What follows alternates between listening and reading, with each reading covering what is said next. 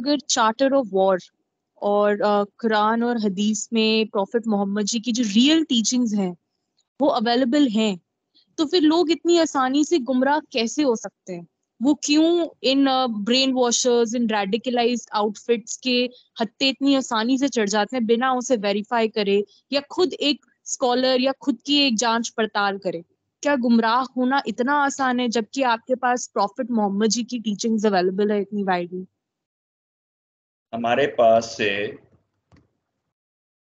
हमारे देश में कितने डॉक्टर्स होंगे? अगर हम उनकी तादाद निकालें तो मेरा ख्याल है अगर करोड़ों में नहीं तो एटलीस्ट लाखों में जरूर होंगे होंगे ना।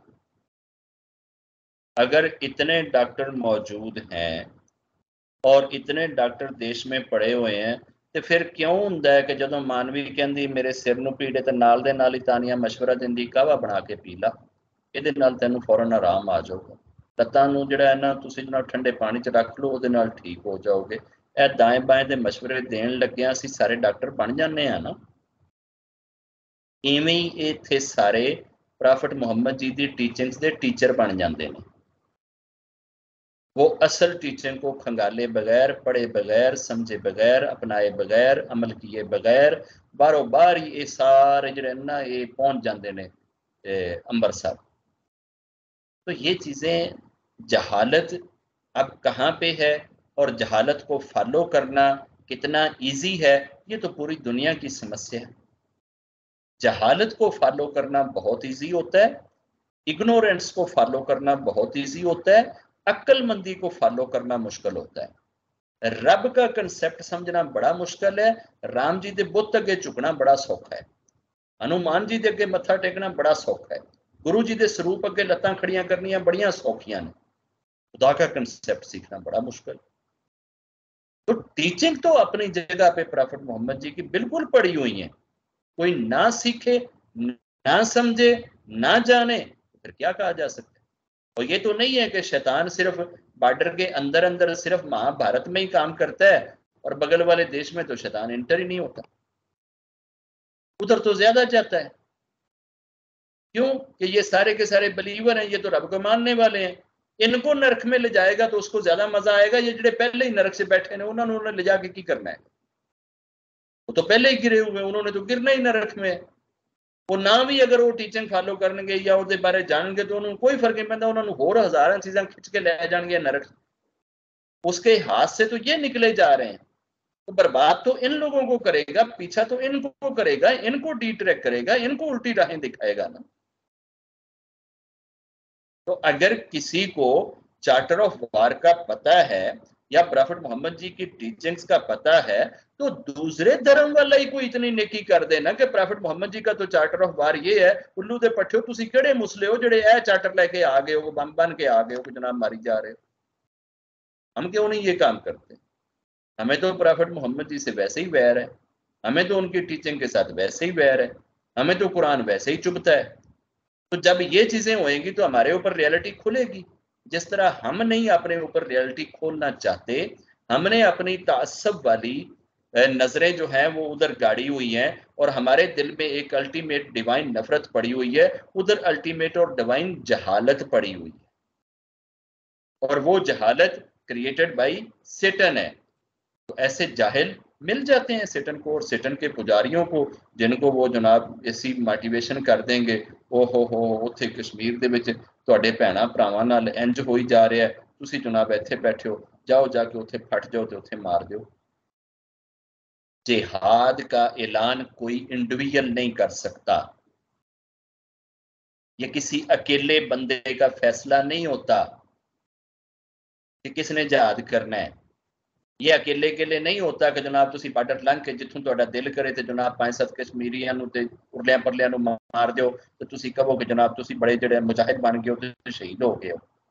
जिहाद के लिए उस वक्त की गवर्नमेंट का जो सबसे सुप्रीम कमांड है, वो चाहे प्रेसिडेंट है या प्रधानमंत्री है, वो ऐलान करता है। और वो रीजनिंग को सामने रखता है कि जनाब फलां जगह पे हमारे ऊपर अटैक कर दिया गया है, या फलां जगह पे हमारे इतने जवानों को मार दिया गया है, या फलां जगह पे हमारे साथ ये कर दिया गया है, उसकी वजह से अभी हम सबको युद्ध का जो है वो ऐलान करते हैं, उसके बाद जब जंग लगेगी तो वो जिहाद है। ये एक एक बंदे के हाथ में ये राइट नहीं होता है, और फिर उस जिहाद में ये सारे के सारे रूल फॉलो किए जाएंगे। अभी प्रॉफेट मोहम्मद जी के जमाने में एक आदमी के साथ जंग हुई, उसने उसके गले के ऊपर बैठ गया। अब वो उसको किल करने लगा ना, तो उसने आगे से ना जल्दी से गायत्री मंत्रा पढ़ना शुरू कर दिया, ला इलाहा इल्लल्लाह मुहम्मद रसूलुल्लाह। उन्हें कलमा पढ़ा है, इन्हें गाटा बढ़ देता। अब ये वाला केस कोई पास में खड़ा हुआ देख रहा था कि यार उस बंदे ने तो कलमा पढ़ भी लिया था, इसने फिर भी उसका गाटा काट दिया। तो वो इसको पकड़ के प्रॉफेट मोहम्मद जी के पास ले गया कि मोहम्मद साहब जी, इस बंदे ने फलां जगह पे एक बंदे के सीने पे बैठ के उसने कलमा भी पढ़ दिया, इसने फिर भी उसका गाटा काट दिया।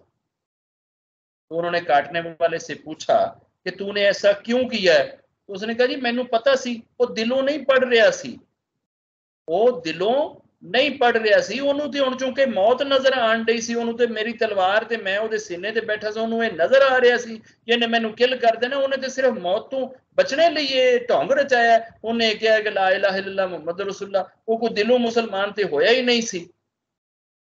क्या प्रॉफिट मुहम्मद जी ਉਹਦੀ ਇਹ ਆਰਗੂਮੈਂਟ ਸੁਣ ਕੇ ਉਹਨੂੰ ਇਹ ਕਿਹਾ ਸੀ ਕਿ ਗੁੱਡ ਸ਼ਾਬਾਸ਼ ਵੈਲ ਡਨ, ਤੂੰ ਬਹੁਤ ਅੱਛਾ ਫੈਸਲਾ ਕੀਤਾ। ਇਹ ਤੇ ਨਹੀਂ ਕਿਹਾ ਸੀ। प्रॉफिट मुहम्मद जी ने को जो सवाल किया सी वो सोचने वाला है। प्रॉफिट मुहम्मद जी ने उन्होंने अगों ये सवाल किया सी कि क्या तू उसका हृदय, तू उसका दिल चीरते वेख लिया सी, कट के वेख लिया सी कि ਉਹਦੇ ਵਿੱਚ फेथ आया है या नहीं आया है? तो साहबी कहने लगे यार सुनता है ते मैं नहीं किया, मैनू तो नहीं पता, वो मैं तो नहीं ਉਹਦਾ दिल चीर के देख सकता, है काम ते रब करदा है। उस वक्त 3 बारी प्रॉफिट मुहम्मद जी ने ए अल्फाज कहे सी, ए मेरे रब, मैं इस बंदे के इस एक्शन का जिम्मेदार नहीं हूं। ए मेरे रब, मैं इस बंदे के इस एक्शन का जिम्मेदार नहीं हूं। ए मेरे रब, क़यामत के दिन इस बंदे के इस अमल पे मेरी गिरफ्त मत करियो। प्रॉफिट मुहम्मद जी की टीचिंग तो साफ सुथरी है। मैं ऐसे नहीं कहता I have no confusion in my mind। मैंने सर्च की है, मैंने जाना है जितना सच्चा, जितना पीस और जितना शांति वाला ये धर्म है, जितनी साफ और प्योर यहाँ टीचिंग्स हैं, इतनी किसी और जगह पे नहीं। फर्क सिर्फ यही है कि इन टीचिंग को इम्प्लीमेंट करने में कमियां रह जाती हैं। रब मौका देगा, ये प्लेटफॉर्म बहुत सारे बड़े बड़े लोगों की आंखें खोलेगा। मगर इधर इधर भी सेटन है, उधर भी सेटन है। यहाँ मेरे देश ने भी मुझे देशद्रोही बना दिया है, और यहाँ भी बहुत सारे लोग मुझे देखकर यही कहते हैं ये लगता है पारों आया, ये पार का बंदा है। हुण जदों मैं इधर भी पार का बंदा हो जावांगा, उधर मैं इन्हां दा बंदा हो जावांगा, तो मैं तो मारिया गया थां ते। फिर सेटन तो कामयाब हो गया, हर जगह पे ये पार का बंदा है।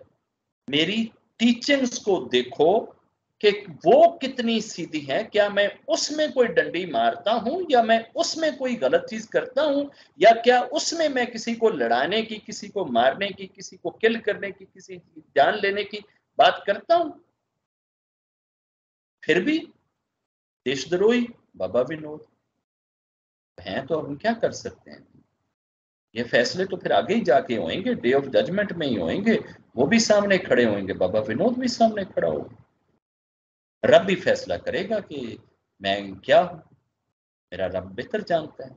मेरे दिल को मेरे रब से ज्यादा तो मैं भी नहीं जानता। जो कुछ मेरे दिल में है वो मेरे रब को पता है। तो मैंने तो अपनी सारी जिंदगी अपने रब के लिए गुजार ली। जी मेरे बच्चों,